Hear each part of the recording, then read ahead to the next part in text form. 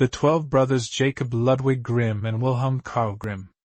There were once on a time a king and a queen who lived happily together, and had 12 children, but they were all boys.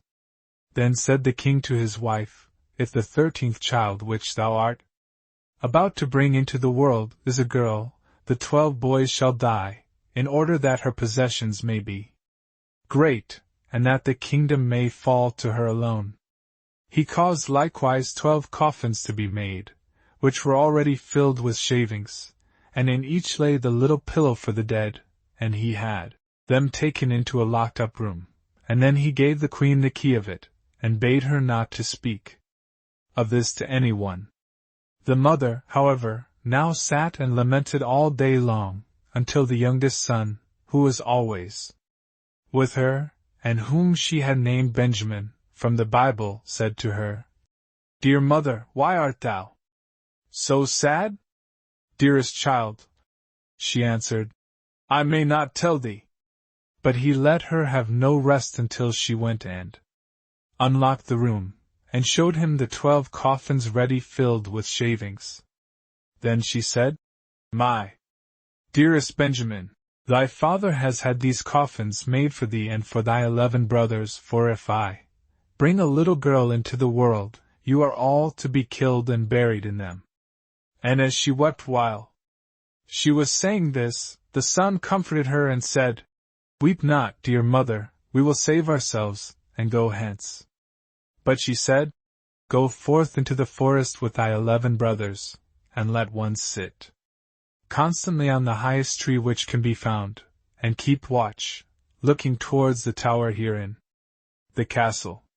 If I give birth to a little son, I will put up a white flag, and then you may venture to come back, but if I bear a daughter, I will hoist a red flag, and then fly hence as quickly as you are able, and may the good God protect you.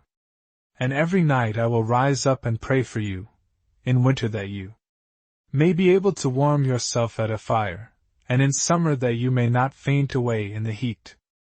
After she had blessed her sons therefore, they went forth into the forest. They each kept watch in turn, and sat on the highest oak and looked towards the tower.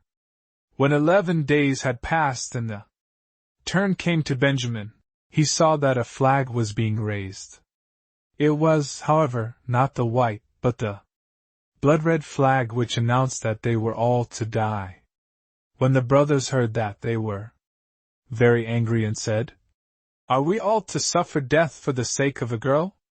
We swear that we will avenge ourselves, wheresoever we find a girl, her red blood shall flow. Thereupon they went deeper into the forest, and in the midst of it, where it was the darkest, they found a little bewitched hut, which was standing empty. Then said they, Here we will dwell, and thou, Benjamin, who art the youngest and weakest, thou shalt stay at home and keep house, we others will go out and get food. Then they went into the forest and shot hares, wild deer, birds and pigeons, and whatsoever there was to eat. This they took to Benjamin, who had to dress it for them in order that they might appease their hunger. They lived together 10 years in the little hut, and the time did not appear long to them. The little daughter which their mother the queen had given birth to, was now grown up. She was good of heart, and fair of face, and had a golden star on her forehead. Once, when it was the great washing, she saw 12 men's shirts among the things, and asked her mother, To whom do these 12 shirts belong, for they are far too small for father? Then the queen answered with a heavy heart, Dear child, these belong to thy 12 brothers. Said the maiden, Where are my 12 brothers? I have never yet heard of them. She replied, God knows where they are wandering about the world. Then she took the maiden and opened the chamber for her, and showed her the 12 coffins with the shavings, and pillows for the head. These coffins, said she, were destined for thy brothers, but they went away secretly before thou wert born.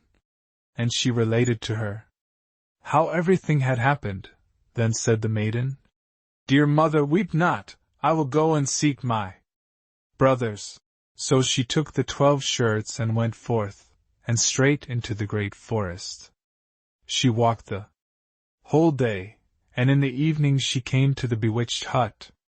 Then she entered it, and found a young boy, who asked, "From whence comest thou, and whither art thou bound?" and was astonished that she was so beautiful, and wore royal garments, and had a star on her forehead. And she answered, "I am a king's daughter, and am seeking my 12 brothers, and I will walk as far as the sky is blue, until I find them." She likewise showed him the 12 shirts which belonged to them. Then Benjamin saw that she was his sister, and said, "I am Benjamin, thy youngest brother." And she began to weep for joy, and Benjamin wept also, and they kissed and embraced each other with the greatest love. But after this he said, "Dear sister, there is still one difficulty. We have agreed that every maiden whom we meet shall die, because we have been obliged to leave our kingdom on account of a girl." "Then," said she, "I will willingly die, if by so doing I can deliver my 12 brothers." "No," answered he, "thou shalt not die. Seat thyself beneath this tub until our 11 brothers come, and then I will soon come to an agreement with them." She did so, and when it was night the others came from hunting, and their dinner was ready. And, as they were sitting at table, and eating, they asked, "What news is there?" Said Benjamin, "Don't you know anything?" "No," they answered. He continued, "You have been in the forest, and I have stayed at home, and yet I know more than you do." "Tell us then," they cried. He answered, "But promise me that the first maiden who meets us shall not be killed." "Yes," they all cried, "she shall have mercy, only do tell us." Then said he, "Our sister is here." And he lifted up the tub, and the king's daughter came forth in her royal garments with the golden star on her forehead, and she was beautiful, delicate, and fair.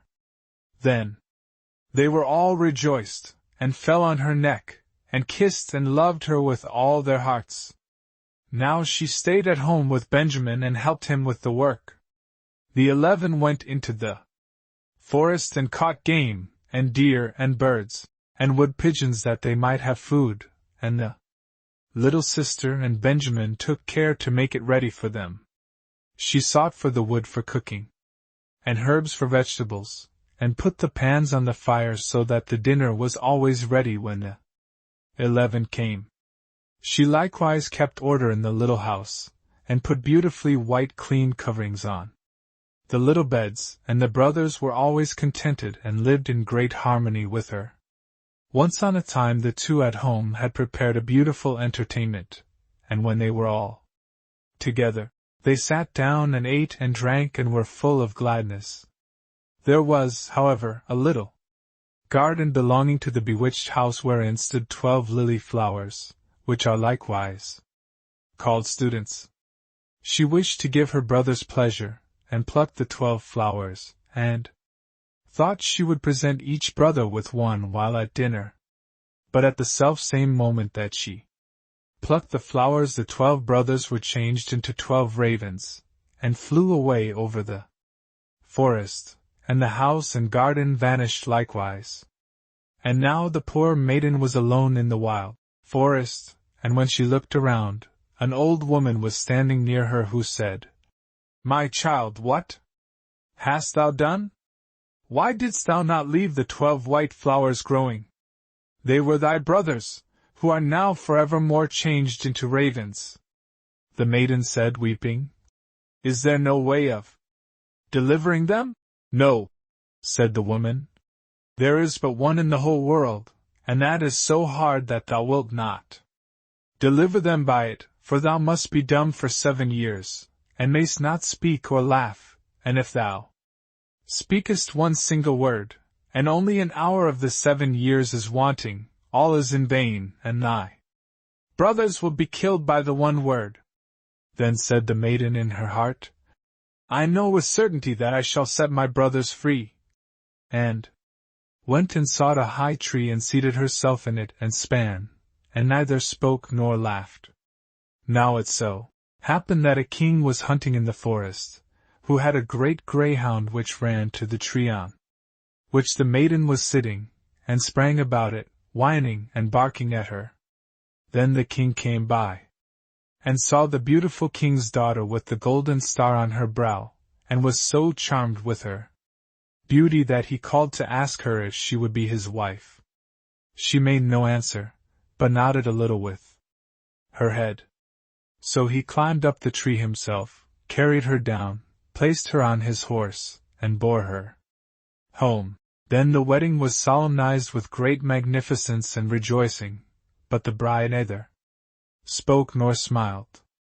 When they had lived happily together for a few years, the king's mother, who was a wicked woman, began to slander the young queen, and said to the king, This is a common beggar girl whom thou hast brought back with thee.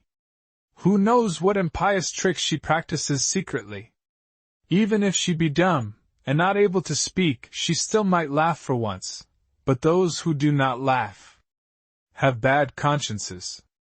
At first the king would not believe it, but the old woman urged this so long, and accused her of so many evil things, that at last the king let himself be persuaded and sentenced her to death. And now a great fire was lighted in the courtyard in which she was to be burnt, and the king stood above at the window and looked on with tearful eyes, because he still loved her so much. And when she was bound fast to the stake, and the fire was licking at her clothes with its red tongue, the last instant of the 7 years expired. Then a whirring sound was heard in the air, and 12 ravens came flying towards the place, and sank downwards, and when they touched the earth they were her 12 brothers, whom she had delivered. They tore the fire asunder, extinguished the flames, set their dear sister free, and kissed and embraced her. And now, as she dared to open her mouth and speak, she told the king why she had been dumb, and had never laughed. The king rejoiced when he heard that she was innocent, and they all lived in great unity until their death. The wicked stepmother was taken before the judge, and put into a barrel filled with boiling oil and venomous snakes, and died an evil death. The end.